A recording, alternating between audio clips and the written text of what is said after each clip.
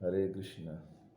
राजर्षि भरत बहुत महान थे और अपने पिता के कहे उपदेश अनुसार लास्ट समय उन्होंने जंगल के लिए प्रस्थान किया।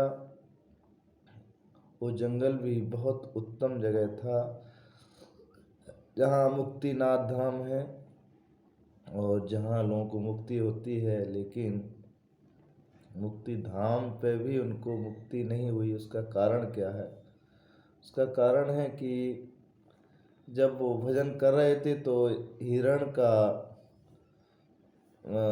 हिरण जो था सिंह के दहाड़ने से वो भागा और भागने से वो गर्भवती थी हिरणी और वो जल में उसका बच्चा गिर गया। तो उसको देख के उनको बहुत दया आई कि मर जाएगा और उसको उठाने के लिए गए, उसको निकाला बाहर। सिंहनी जब दहाड़ी तो वो दौड़ी तो उस तरफ जाके बच्चा बीच में गिरने से आगे जाके वो ख़त्म हो गया हिरन।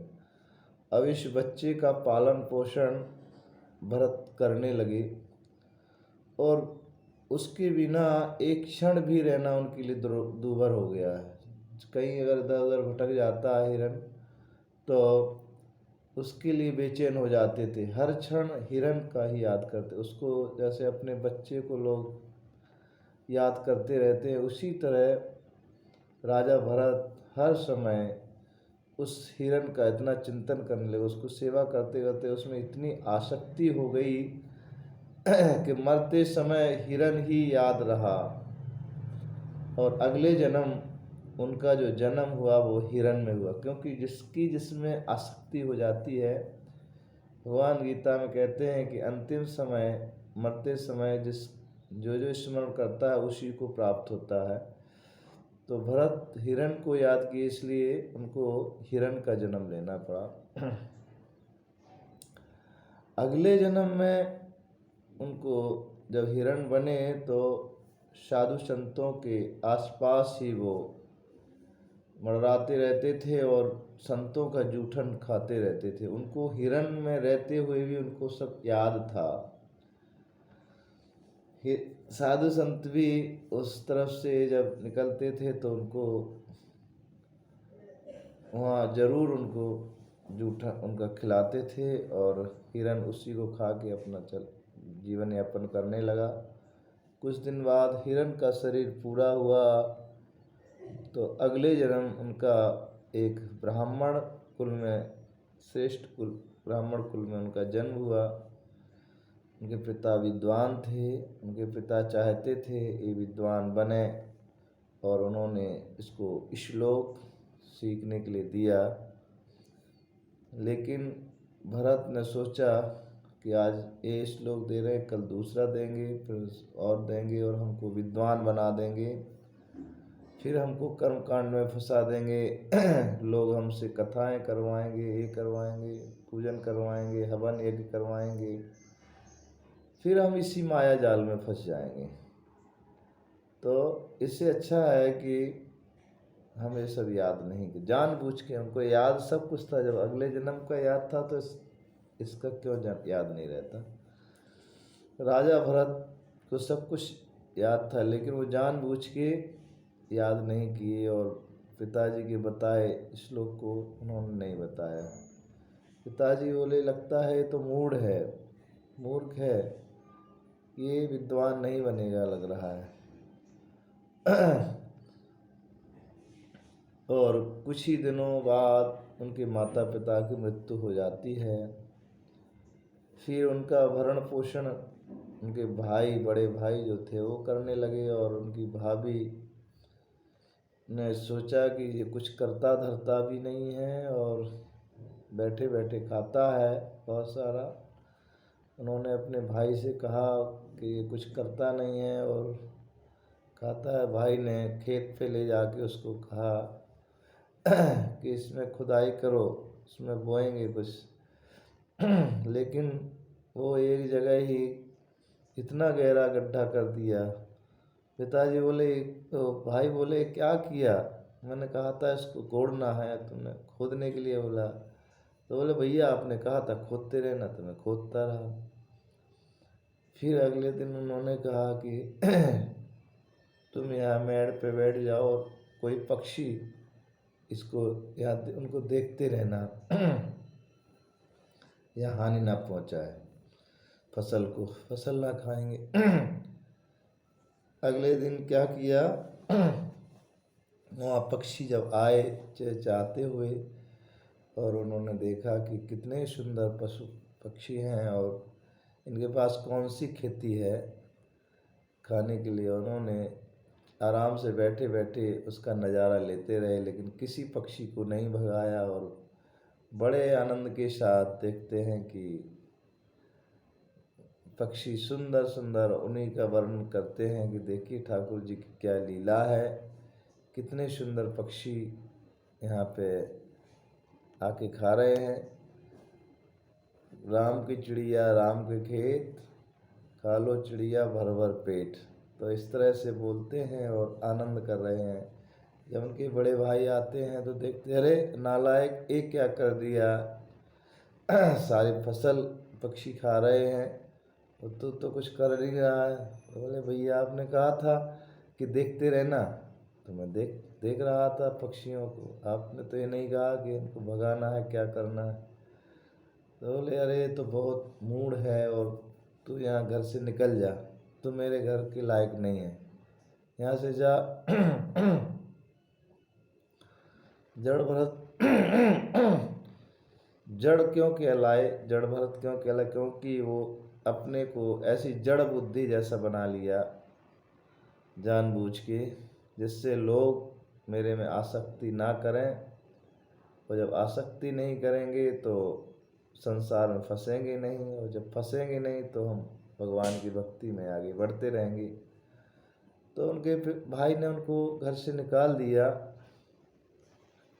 निकलने के बाद वो चल दिए और रास्ते में जा रहे थे तो कुछ डाकू लोग काली को प्रसन्न कर रहे थे, यज्ञ कर रहे थे, और उन्होंने सोचा कि किसी मनुष्य की बलि देना है। उस मनुष्य की बलि के लिए उन्होंने अपने गुप्त उनको भेजा कि जाओ कोई मनुष्य को पकड़ के लेके आओ, मनुष्य की बलि काली को देना है। और उन्होंने यही किया। रास्ते में मिल गए और इनको ले जाके पकड़ के भरत जी को ले जाके डाकुओं के बीच लेके गए। उनको बहुत नहाया नहीं था और गंदे मंदे कपड़े थे, क्योंकि जानबूझ के वो ऐसा बन रहे थे। तो उनको बढ़िया से नहलाया धुलाया गया, उनको कपड़े पहनाए गए और बड़े प्रसन्न हैं अंदर से कि आज बड़ी खातिरदारी हुई। जान तो रहे हैं कि ये मेरी बलि चढ़ाने वाले हैं, लेकिन मन में कोई क्षोभ नहीं है। बोले भगवान ने हमारी मृत्यु इसी तरह से लिखी होगी तो कोई बात नहीं है, लेकिन कुछ भी उसका विरोध नहीं किया उन्होंने। जब वो उनको बलि के लिए लेके गए काली के समक्ष, डाकू ने कहा कि अपने ईश्वर को, अपने को क्या लास्ट में आपकी इच्छा है। वो बोले मेरी तो कोई, भगवान का नाम जपते रहे। और जब भगवान का नाम जप रहे थे और जैसे ही मारने के लिए उसने अपनी तलवार निकाली तो काली को सहन नहीं हुआ और काली उस विग्रह से फट के तलवार को छीन के उसने उस डाकू को मार दिया। वही डाकू काली को प्रसन्न करना चाहते थे, लेकिन वही काली ने तलवार लेके अपने ही भक्त को मार दिया। इसका कारण क्या था, क्योंकि वो भगवान के भक्त थे और काली ने सोचा अगर भगवान के भक्त को कुछ हो जाता तो मैं भगवान को क्या मुंह दिखाता और मेरा तो अनर्थ ही हो जाता। अगर मैं, देखिए, अगर देवता कोई भगवान के भक्त का भी अनर्थ कर देता है तो देवता का भी भला नहीं हो सकता है, क्योंकि भगवान के जितने भक्त देवता हैं सभी भक्त सेवक हैं उनके, और स्वामी के भक्त को अगर वो ऐसा हानि पहुंचाएंगे तो वो कहाँ तक सुखी रह सकते हैं। और काली ने भी वही कार्य किया, तलवार को छीनकर और सीधा जाके अपने जो भक्त था डाकू, मैन डाकू, उसके गले मार के उसका मृत्यु कर दिया। और इसके बाद जड़ भरत ने काली को प्रणाम करके और चल दिए। क्योंकि जो भगवान के भक्त होते हैं वो प्रायः सम्मान सबका करते हैं, लेकिन भगवान का ही भजन करते हैं और किसी का नहीं। और आगे चल के जब जा रहे थे तो रास्ते में महाराजा चक्रवर्ती राजा राजा रघुगण वहाँ से निकल रहे थे और एक कहार उनका बीमार पड़ जाता है रास्ते में। तो उन्होंने कहा किसी और व्यक्ति को जोत दीजिए, क्योंकि सारी प्रजा तो मेरी ही सेवक है, तो किसी को ले आके मेरी पालकी में उसको जोतिए।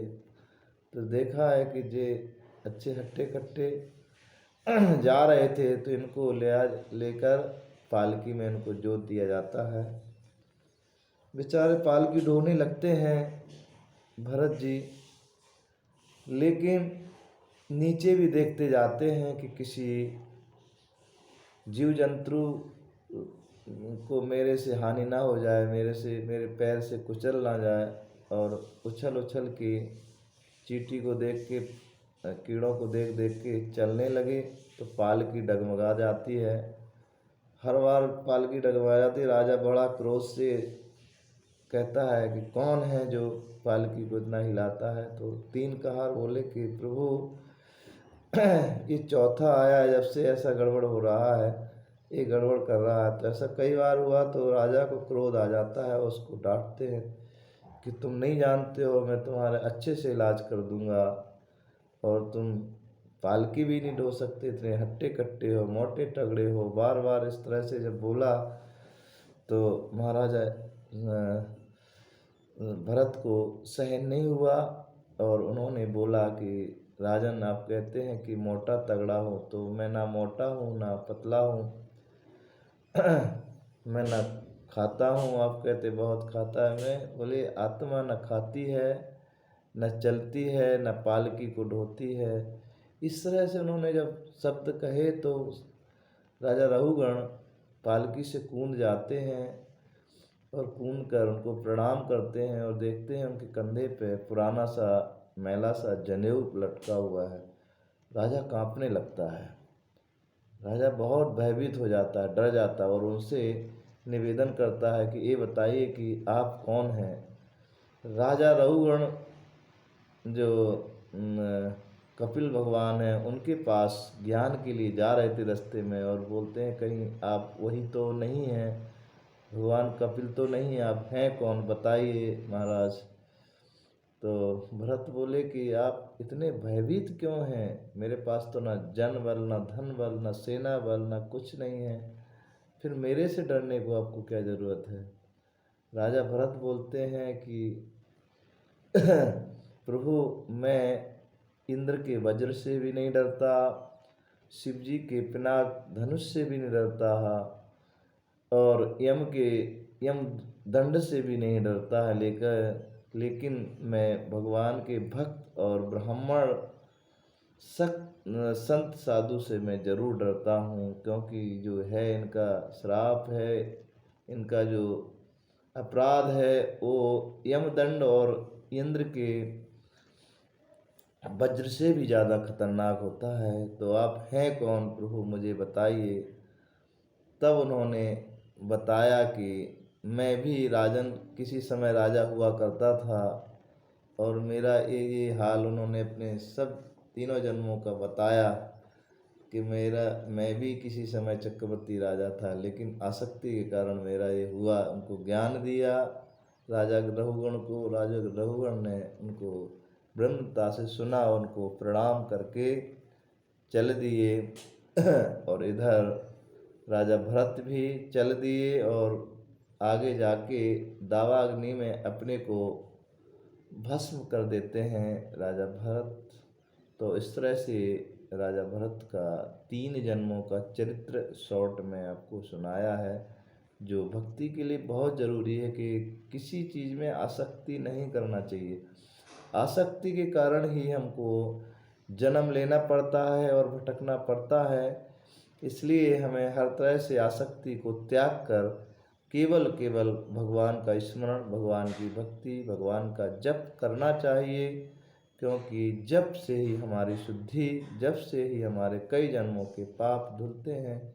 इसलिए निरंतर हमको भगवान का कथा, भगवान की पूजन, भगवान का जप करना चाहिए और लोगों को भी प्रेरणा देना चाहिए कि जीवन में केवल केवल भगवान का ही भजन करो, वही तुम्हारे काम आएगा और कुछ काम आने वाला नहीं।